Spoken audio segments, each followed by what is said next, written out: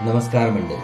आज आपण सार्थ श्रीमद दासबोध दशक 6वे त्यातला समास 6व्याचं वाचन करणार आहोत, ज्याचं की शीर्षक आहे सृष्टी कथन. चला तर मग संकीर्तनाने सुरुवात करूया. जय जय राम कृष्ण हरी, जय जय राम कृष्ण हरी, जय जय राम कृष्ण हरी, जय जय राम कृष्ण हरी, जय जय राम कृष्ण हरी, जय जय राम कृष्ण हरी, जय जय राम कृष्ण हरी, जय जय राम कृष्ण हरी, जय जय राम कृष्ण हरी, जय जय राम कृष्ण हरी, जय जय राम कृष्ण हरी, जय जय राम कृष्ण हरी, जय जय राम कृष्ण हरी. जय योगेश्वर श्री कृष्ण की जय. जय श्रीराम, जय श्रीराम, जय श्रीराम. जय जय रघुवीर समर्थ. चला तर मग सुरुवात करूया. सार्थ श्रीमद दासबोध दशक 6वे समास 6वा सृष्टी कथन. गेल्या समासातील ब्रह्म आणि माया यांचे वर्णन वाचताना एक गोष्ट ध्यानात आली असेल, ती ही की मायेचे आहेपणाचे गुण ब्रह्माला नाहीपणाने लाविले आहेत. याचे कारण असे, परमार्थ दृष्टीने जगात माणसाचे फक्त 2 वर्ग आहेत, एक जाणते व दुसरे नेणते.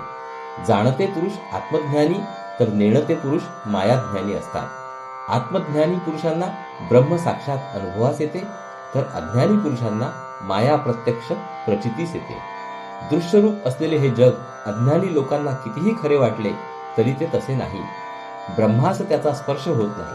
हे सगळे जरी बरोबर असले तरी ज्ञानी पुरुष ज्यावेळी अज्ञानी लोकांना ब्रह्म कसे आहे ते सांगू लागतो, त्यावेळी तो मायेचे एक एक लक्षण घेतो आणि ते लक्षण ब्रह्माच्या ठिकाणी नाही असे सांगतो.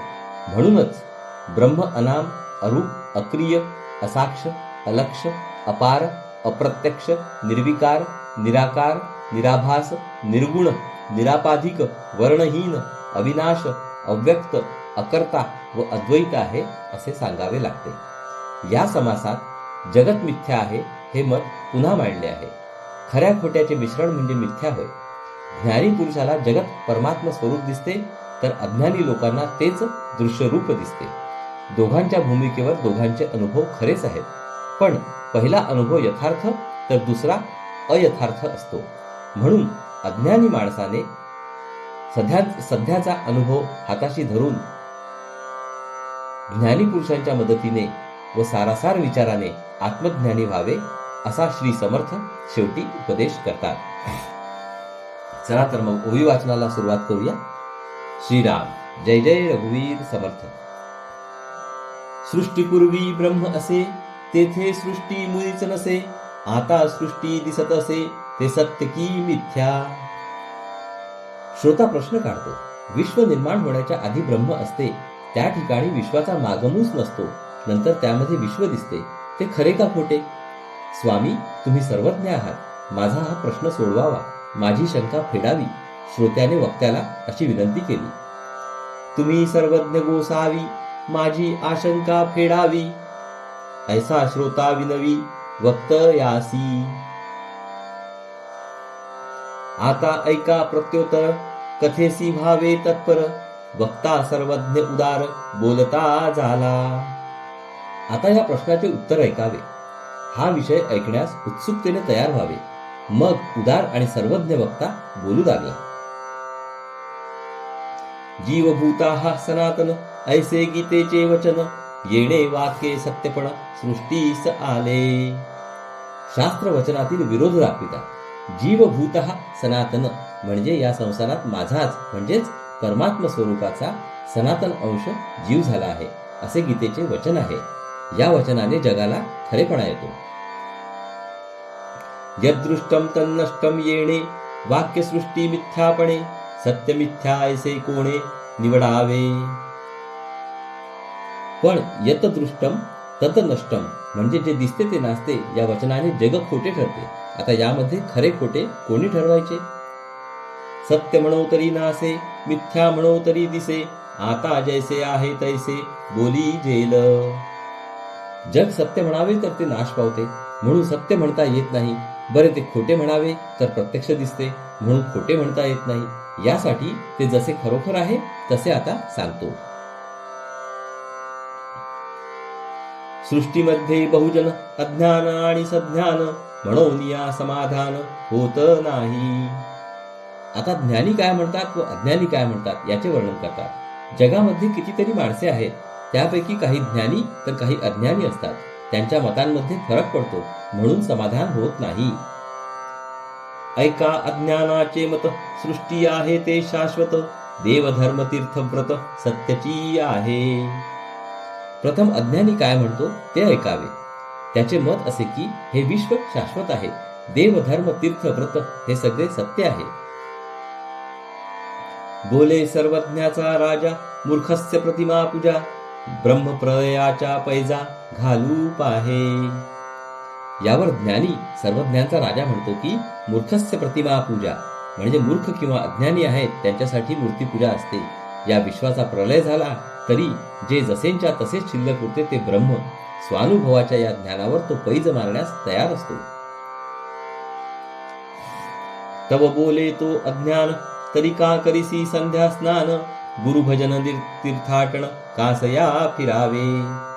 हे ऐकून अज्ञानी विचारतो की विश्व जर सगळेच मिथ्या आहे तर मग तू स्नानसंध्या का करतोस, गुरुभजन का करतोस, तीर्थयात्रा करीत का फिरतोस. आता येथे एक श्लोक आलेला आहे. तीर्थे तीर्थे निर्मलम ब्रह्मवृदम, वृंदे वृंदे तत्वचिंतानुवादाः, वादे वादे जायते तत्वबोधाः, बोधे बोधे भासते चंद्रचूडाः. याचा अर्थ आहे निरनिराळ्या तीर्थांमध्ये पवित्र ब्राह्मणांचे समुदाय असतात. त्या समुदायांमध्ये तत्वज्ञानातील प्रश्नांची चर्चा चालते. त्या चर्चेमधून आत्म्याचे स्वरूप निश्चित होते. त्या निश्चयातून शंकराचे ज्ञान प्राप्त होते. चंद्रचूडाचे वचन, सद्गुरूचे उपासन, गुरुगीता निरूपण बोलिले हरे. तीर्थयात्रा करीत का फिरतोस या प्रश्नाला ज्ञानी आता उत्तर देत आहे. तो सांगतो की हे शंकराचे वचन आहे, त्यामध्ये सद्गुरूची उपासना करण्यास सुचविले आहे. शंकरानेच गुरुगीता सांगितली आहे. गुरुसी कैसे भजावे, आधी तयासी ओळखावे, त्याचे समाधान घ्यावे विवेके स्वयं. परंतु गुरुचे भजन कसे करावे याचे उत्तर असे की प्रथम त्याला शोधावे व ओळखून काढावे. त्याच्यापाशी आत्मज्ञानाने मिळणारे समाधान असते. ते समाधान विवेकाने आपण स्वतः त्याच्यापासून मिळवावे.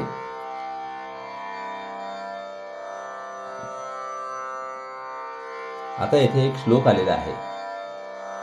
ब्रह्मानंदम परमसुखदम केवलम ज्ञानमूर्ती, द्वंद्वातीतम गगनसदृशम तत्वमस्यादि दक्षम, एकम नित्यम विमलमचलम सर्वधी साक्षीभूतम, भावातीतम त्रिगुणरहितम सद्गुरु तम नमामि. ह्या श्लोकाचा अर्थ आहे सद्गुरु सदा ब्रह्मानंद भोगतो. तो अत्यंत श्रेष्ठ सुख देतो. तो केवळ ज्ञानाची मूर्तीच असतो. तो सुखदुःखादी द्वंद्वाच्या पलीकडे गेलेला असतो. तो आकाशासारखा विशाल व अलिप्त असतो. तो तत्त्वम असी, ते ब्रह्म तू आहेस या अनुभवास पोचलेला असतो. तो निव्वळ एकरूप, नित्य, निर्मल, पवित्र व अचल असतो. तो सर्वांच्या हृदयात साक्षी रूपाने वास करतो. तो मानवी कल्पनांच्या पलीकडे असतो. तो निर्गुण असल्याने त्रिगुणरहित असतो. अशा सद्गुरूला मी नमस्कार करतो. हरी. गुरुगीतेचे वचन, ऐसे सद्गुरूंचे ध्यान, तेथे सृष्टी मिथ्या भान उरेल कैचे. सद्गुरूंचे खरे स्वरूप वर्णन करणारा हे गुरुगीतेचे वचन आहे.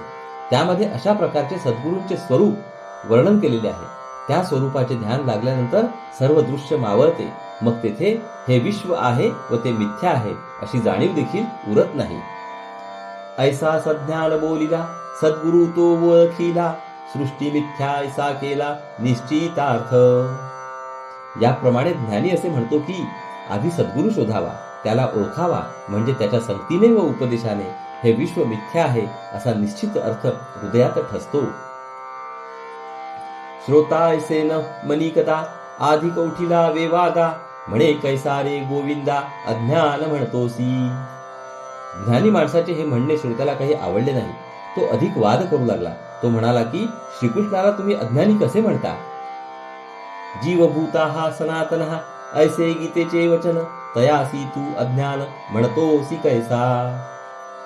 जीवभूता हा सनातन हा असे गीतेचे वचन आहे. हे वचन सांगणाऱ्या श्रीकृष्णाला तुम्ही अज्ञानी म्हणता तरी कसे. ऐसा श्रोता आक्षेप करी, विषाद मानिला अंतरी, याचे प्रत्युत्तर चतुरी सावध परिसावे. श्रोत्याने असा आक्षेप घेतला, तो मनामध्ये दुःख करीत होता. या आक्षेपाचे उत्तर चतुर श्रोत्यांनी लक्ष देऊन ऐकावे. गीतेस बोलिला गोविंद, त्याचा न कळे तुझ भेद, म्हणून या व्यर्थ खेद वाहातोसी. गीतेमध्ये श्रीकृष्ण जे काही बोलले त्याचा खरा अर्थ तुला कळला नाही, म्हणून तू विनाकारण दुःख करतो आहेस.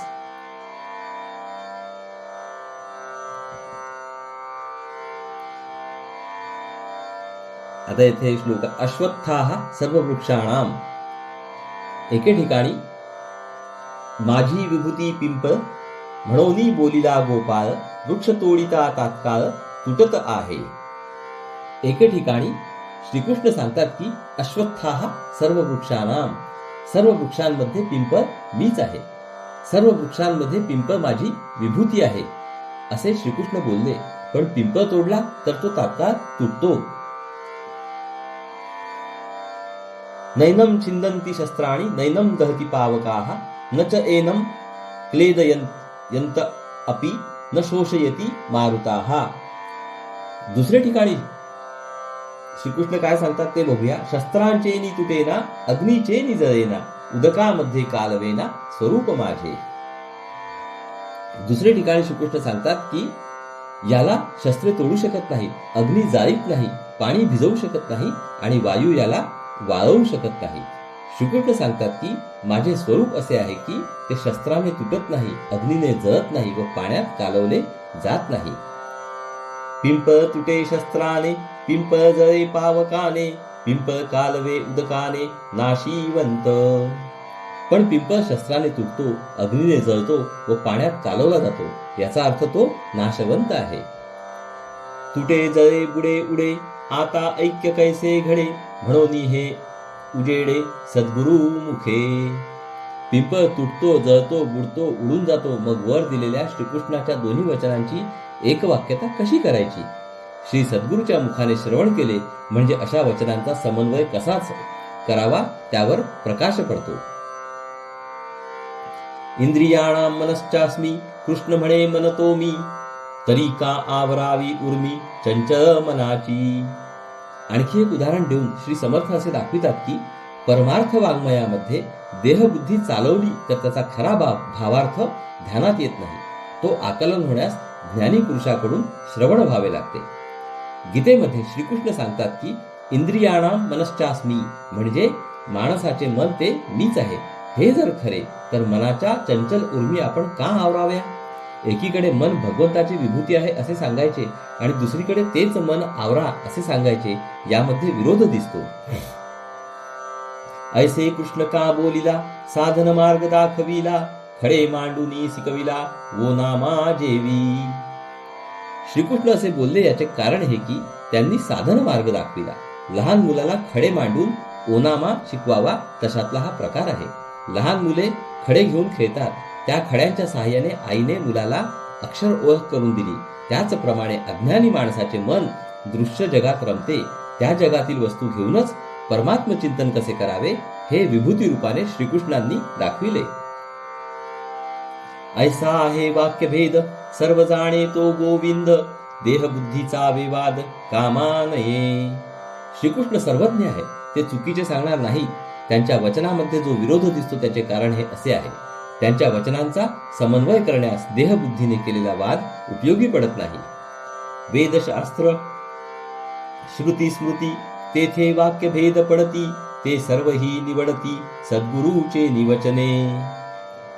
वेद शास्त्रे श्रुती स्मृती यांच्या वचनांमध्ये परस्पर विरोध आढळतो, पण सद्गुरूच्या वचनांनी त्या सर्वांची बरोबर व्यवस्था लावता येते.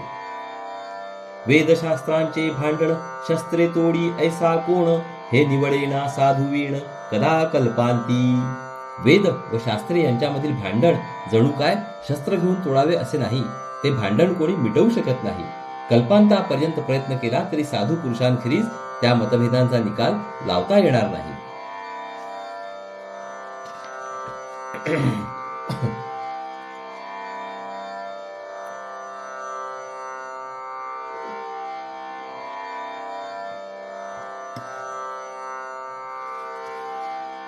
पूर्वपक्ष आणि सिद्धांत शास्त्रे बोलिला संकेत, याचा होय निश्चितार्थ साधू मुखे.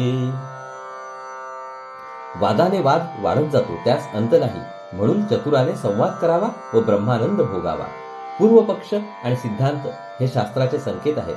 त्यांचा खरा अर्थ साधूच्या तोंडून श्रवण केलेल्या उपदेशाने निश्चितपणे कळतो.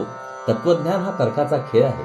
त्यामध्ये अशी पद्धत आहे की समजा आपल्याला एक सिद्धांत मांडायचा आहे, त्या सिद्धांतावर जेवढ्या शंका व जेवढे आक्षेप घेता येणे शक्य आहे, तेवढ्या शंका व आक्षेप आपण स्वतःच कल्पना करून काढायचे व तर्काने त्याचे निरसन करायचे. आक्षेपांना व शंकांना पूर्वपक्ष म्हणतात, तर त्यांच्या निरसनाला उत्तर पक्ष किंवा सिद्धांत म्हणतात. आक्षेपकाची कल्पना जितकी प्रबल असते, तितक्या शंका अधिक निघतात. सिद्धांताला त्या सगळ्या फेडीत बसावे लागते. बरेच वेळा या प्रकाराला शेवट राहत नाही. ये रवी वादाची उत्तरे, एकाहुनी एक थोरे, बोलो जाता अपारे वेदशास्त्री. बहुधा वादविवादामध्ये एकाहून एक वरचढ शंका निघतात व त्यास एकाहून एक उत्तरे दिली जातात. अशा प्रकारचे पूर्वपक्ष आणि उत्तर पक्ष वेदशास्त्रांमध्ये इतके भरलेले आहेत की ते सांगू म्हटले तर शक्य नाही. म्हणून वाद वेवाद सांडून की जे संवाद, तेणे होये ब्रह्मानंद स्वानुभवे. म्हणून वादविवादाच्या नादी लागू नये. तो सोडून संवाद करावा. आत्मस्वरूपाचा निश्चय होऊन त्याचा अनुभव येण्यासाठी जी चर्चा होते त्यास संवाद म्हणतात. संवाद केल्याने आत्मस्वरूपाचा अनुभव येतो व त्यामुळे ब्रह्मानंद प्राप्त होतो. कल्पना हे एक मायेचे मोठे शस्त्र आहे. माणसाला मिळालेली ती एक मोठी शक्ती आहे. ती योग्य वळणाने वापरली तर अगदी स्वस्वरूपापर्यंत पोहोचविते. तिला अयोग्य वळण लागले तर भ्रमाचे नाना प्रकार निर्माण करते. श्री समर्थ असे दाखवितात की देवाच्या बाबतीत माणूस अगदी भ्रामक कल्पना करतो, त्यामुळे त्याला आत्मस्वरूपाचे दर्शन होत नाही व परमार्थ साधत नाही. येके कल्पनेचे पोटी, होती जाती अनंत सृष्टी, तया सृष्टींची गोष्टी साच केवी. मूळ शुद्ध व निर्गुण ब्रह्मस्वरूपामध्ये मी एक आहे, तो अनेक व्हावा, अशी एकच कल्पना झाली. पण तिच्या पोटी अनंत विश्वे होतात आणि जातात. मुळात केवळ कल्पनेचाच पाया असलेल्या विश्वांना खरेपणा असणे शक्य नाही. कल्पनेचा केला देव, तेथे झाला दृढ भाव, देवा लागी येता खेव, भक्त दुःखे दुखवला. अज्ञानी माणसांनी बनविलेला सगुण देव कल्पनेने केलेला असतो. समजा एखाद्याने असा एक देव तयार करून त्याच्या ठिकाणी मनापासून श्रद्धा ठेवली, त्या देवाला जर काही अपाय झाला तर भक्ताला मनापासून दुःख होते. पाषाणाचा देव केला, एके दिवसी भंगून गेला, तेणे भक्त दुखवला, रडे पडे आक्रंदे. समजा एकाने दगडाचा एक देव केला, एके दिवशी तो भंगला, फुटला किंवा तुटला. त्यामुळे त्याचा भक्त इतका दुःखी होतो की तो रडतो, जमिनीवर पडतो व आक्रोश करतो. देव हारपला घरी, एक देव नेला चोरी, एक देव दुराचारी, फोडिला बळे. असा कल्पनेचा देव कधी घरीच हरवतो, कधी चोर घेऊन जातात, तर कधी दुष्ट माणसे जबरदस्तीने फोडून टाकतात. एक देव जापा आणिला, एक देव उदकी टाकिला, एक देव नेऊन घातला पाया तळी. एखादा देव कोणी भ्रष्ट करतात, कोणी पाण्यात टाकतात, कोणी पायाखाली तुडवतात. काय सांगो तीर्थ महिमा, मोडून गेला दुरात्मा, थोर सत्व होते तेमा, काय झाले कळेना. कोणी दुष्ट माणूस एखादे मोठे तीर्थस्थान सगळे उद्ध्वस्त करून टाकतो, तेव्हा लोक बोलतात की या तीर्थाचा महिमा काय सांगावा, या दुष्टाने ते उद्ध्वस्त केले. स्थान फार जागृत होते, पण ते बल कोठे गेले कळत नाही. देव घडीला सोनारी, देव बोतीला बोतारी, एक देव घडीला पाथरी पाषाणाचा. एक देव सोनार तयार करतो, एक देव उतारी मुशीत ओतून तयार करतो, एक देव पाथरवट दगडापासून तयार करतो. नर्मदा गंडिका तिरी, देव पडिले लक्षवरी, त्यांची संख्या कोण करी, असंख्यात गोटे. नर्मदा व गंडकी या नद्यांच्या काठी लक्षावधी देव पडलेले असतात. ते असंख्य दगडगोटे मोजता येणे शक्य नाही. चक्रतीर्थी चक्रांकित, देव असती असंख्यात, नाही मनी निश्चितार्थ, एक देव. चक्रतीर्थामध्ये चक्राच्या खुणा असलेले असंख्य देव पडलेले आहेत. खरोखर खरा देव एकच आहे असा मनाचा निश्चय काही होत नाही.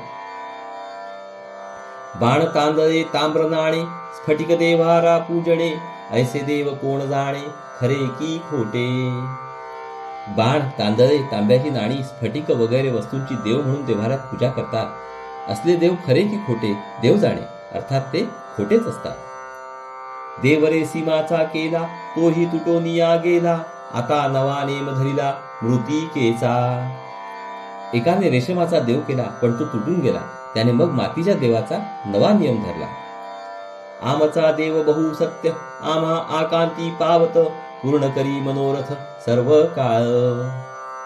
काही लोक एक गैरसमज करून घेतात तो असा, अहो आमचा देव अगदी खरा आहे, आमच्या संकटकाळी तो नेहमी आम्हाला पावत असे, आमच्या सगळ्या इच्छा तो सफळ करीत असे.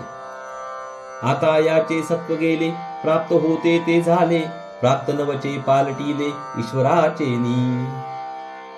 पण आता त्याचे सत्व नाहीसे झाले, तो शक्तिहीन झाला आहे, म्हणून आमच्या नशिबात होते ते झाले. जे घडणारच असते ते ईश्वराला देखील बदलता येत नाही. धातू पाषाण मृतिका चित्रलेप काष्ट देखा तेथे देव कैचा मूर्खा भ्रांती पडिली. श्री समर्थ एक मोठा मार्मिक प्रश्न विचारतात की, अरे मूर्खा, धातू दगड माती चित्रे लाकूड यामध्ये देव कसा असेल? त्यात देव आहे असे वाटणे हा केवळ भ्रम आहे. हे आपुली कल्पना प्राप्ता ऐसी फळे जाणा परी त्या देवाची आखुणा वेगळ्याची. ही सगळी आपली कल्पना आहे. आपल्या प्रारब्धानुसार आपल्याला सुखदुःखे भोगावी लागतात हे ध्यानात ठेवावे. खऱ्या देवाच्या खुणा काही वेगळ्याच असतात. म्हणून हे माया भ्रमणे सृष्टी मिथ्या कोटी गुणे वेदशास्त्रे पुराणे ऐसीच बोलती. म्हणून हा सगळा मायेचा चक्कर आहे, मायेने निर्माण केलेला भ्रम आहे. हे दृश्य विश्व कोटी गुणाने खोटे आहे. वेदशास्त्रे व पुराणे सर्व असेच सांगतात. साधू संत मानुभाव त्यांचा ऐसाची अनुभव पंचभूतातीत देव सृष्टी मिथ्या. साधू संत व थोर अनुभवी महात्मे या सर्वांचा अनुभव असाच आहे. तो अनुभव सांगता की खरा देव पंचभूतांच्या पलीकडे आहे आणि दृश्य सृष्टी मिथ्या आहे. सृष्टी पूर्वी सृष्टी चालता सृष्टी अवघी संहारता शाश्वत देव तत्वता आदी अंती. विश्व निर्माण होण्यापूर्वी, विश्व चालू असताना आणि विश्वाचा संपूर्ण शेवट झाल्यावर शाश्वत देव जसाच्या तसाच राहत असतो. तो आरंभी आणि शेवटी कायमच राहतो. ऐसा सर्वांचा निश्चयो येदर्थी नाही संशयो वितरेक आणि अन्वयो कल्पनारूप. सर्व स्वानुभवी पुरुषांचा असाच निश्चय आहे. याबद्दल त्यांना मुळीच संशय नाही. अन्वय आणि व्यतिरेक दोन्ही कल्पनामय आहेत. जिकडे पाहावे तिकडे सगळ्या दृश्य विश्वामध्ये आत्मस्वरूपच भरलेले आहे. अशा पद्धतीने विचार वापरणे हा अन्वय होय. तर जे जे दृश्य आहे ते कल्पनेत येऊ शकते, मनास भासते, बुद्धीने ग्रहण होऊ शकते, ते सगळे अनात्म असल्याने त्याचा निराश करून जे केवल रूपाने शिल्लक उरते ते आत्मस्वरूप समजावे. अशा पद्धतीने विचार वापरणे हा व्यतिरेक होय. येके कल्पनेचे पोटी बोलजेती अष्टसृष्टी तया सृष्टीची गोष्टी सावध ऐका. आता कल्पना कोणत्या सृष्टी निर्माण करते त्याची यादी सांगतात. कल्पना मुळात एकच असते, पण तिच्या खटपटीने 8 प्रकारच्या सृष्टी जन्म पावतात. त्या सृष्टींची कथा सावधपणे ऐकावी. येकी कल्पनेची सृष्टी दुजी शाब्दिक सृष्टी तिजी प्रत्यक्ष सृष्टी जाणती सर्व. एक कल्पनेची सृष्टी, दुसरी शब्दांची सृष्टी, तिसरी प्रत्यक्ष सृष्टी ही सर्वांना माहीत आहे. चौथी चित्रलेप सृष्टी, पाचवी स्वप्न सृष्टी, सहावी गंधर्व सृष्टी, ज्वर सृष्टी सातवी. चौथी चित्रलेप सृष्टी, कागद कापड लाकूड व भिंत यावर रंगाचे लेप लावून केलेली सृष्टी. पाचवी स्वप्न सृष्टी, सहावी गंधर्व सृष्टी, आकाशात दिसणारे निरनिराळे देखावे. सातवी ज्वर सृष्टी, ताप चढल्यावर होणारा भ्रम. आठवी दृष्टी बंधन, ऐशा अष्टसृष्टी जाण, यामध्ये श्रेष्ठ कोण सत्य मानावी. आठवी नजरबंदीपासून दिसणारी सृष्टी. कल्पनेपासून निर्माण होणाऱ्या सृष्टींचे हे 8 प्रकार आहेत. त्यांच्यापैकी कोणती श्रेष्ठ व सत्य मानायची, अर्थात कोणतीच नाही. म्हणून सृष्टी नासिवंत जाणती संत महंत सगुणी भजावे निश्चित निश्चया लागी. या सगळ्या विवेचनाचा आता समारोप करतात. सृष्टी मिथ्या खरी, पण खऱ्या देवाचा अनुभव येण्यास तिचा उपयोग करून घ्यावा. म्हणून ही सृष्टी नाशवंत आहे असे संत व महंत जाणतात. हे जरी खरे तरी खऱ्या देवाचा निश्चित अनुभव येण्यासाठी सगुणाचे भजन पूजन करावे हे मी निश्चितपणे सांगतो. आजच्या आपल्या अवस्थेमध्ये सगुणाचे आलंबन घेतल्यापासून आपले मन एका ठिकाणी स्थिर होत नाही. यासाठी त्यास सगुणात गुंतवून देहाचा विसर पाडला तर मग आपल्याला निर्गुणाची धारणा करता येईल. म्हणून मिथ्या सृष्टीतील मिथ्या सगुणाची उपासना करावी असे श्री समर्थ ठासून सांगतात. सगुणाचे निआधारे निर्गुण पाविजे निर्धारे, सारासार विचारे संत संगे. सगुणोपासनेच्या आधाराने निर्गुणापर्यंत पोहोचता येते ही गोष्ट निसंशय खरी आहे. अर्थात त्याबरोबर सारासार विचार आणि सत्संग ही दोन्ही असली पाहिजे. तात्पर्य, माणूस कितीही अज्ञानी असो आणि आत्मस्वरूप कितीही निर्गुण असो, सगुणोपासना, सारासार विचार व सत्संगती या त्रयीच्या आधाराने तो आत्मज्ञानी होऊ शकतो असा श्री समर्थांचा अगदी स्पष्ट अभिप्राय आहे. आता असो हे बहुत संत संगे कळे नेमस्त, ये रवी चित्त दुश्चित्त संशयी पडे. यानंतर पुढील समासाची सूचना देतात. या विषयाचा अधिक विस्तार आता पुरे. संत संगती केल्याने हा विषय निश्चितपणे ध्यानात येतो. एरवी मनात गोंधळ उडून अनेक संशय निर्माण होतात. तव शिष्ये आक्षेपिले, सृष्टी मिथ्या ऐसे कळले, परी हे अवघे नाथिले, तरी दिसते का. यावर शिष्याने असा आक्षेप घेतला की सृष्टी मिथ्या आहे हे मला बरोबर कळले, परंतु हे दृश्य विश्व जर मुळात नाहीच तर ते दिसते का. दृश्य प्रत्यक्ष दिसते म्हणून सत्याची वाटते, यासी काय करावे ते सांगा स्वामी. दृश्य प्रत्यक्ष दिसते म्हणून ते खरे वाटते. स्वामी, याला काय करावे ते आपण सांगा. याचे प्रत्युत्तर भले, पुढिले समासी बोलिले, श्रोता श्रवण केले पाहिजे पुढे. याचे उत्तम समाधानकारक उत्तर पुढील समासात दिले आहे. ते श्रोत्यांनी पुढे श्रवण करावे. एवं सृष्टी मिथ्या जाणूनी रक्षावे सगुण, ऐसी हे अनुभवाची खूण अनुभवी जाणती. याप्रमाणे ही दृश्य सृष्टी खरी नाही हे ध्यानात ठेवून सगुणाचे रक्षण करावे, सगुणोपासना करावी, अशी ही स्वानुभवाची खूण स्वानुभवी पुरुषच जाणतात. इति श्रीदासबोधे गुरुशिष्य संवादे सृष्टी कथन नाम समास 6वा. या प्रकारे येथे आपले दशक 6व्यामधला 6वा समासाचं वाचन समाप्त झालेलं आहे. हरि ओम तत्सत, हरि ओम तत्सत, हरि ओम तत्सत. हरे कृष्ण कृष्ण कृष्ण हरे हरे, हरे राम राम राम हरे हरे, हरे कृष्ण कृष्ण कृष्ण हरे हरे, हरे राम राम राम हरे हरे, हरे कृष्ण कृष्ण हरे हरे, हरे राम राम राम हरे हरे, हरे कृष्ण कृष्ण हरे हरे, हरे राम राम राम हरे हरे, हरे कृष्ण कृष्ण हरे हरे, हरे राम राम राम हरे हरे, हरे कृष्ण कृष्ण हरे हरे, हरे राम राम राम हरे हरे. जय योगेश्वर श्री कृष्ण की जय हो. जय श्रीराम, जय श्रीराम. जय जय रघुवीर समर्थ. चला तर मंडळी, पुढील भागात परत भेटू. नमस्कार. हरिओम हरिओम हरिओम हरिओम.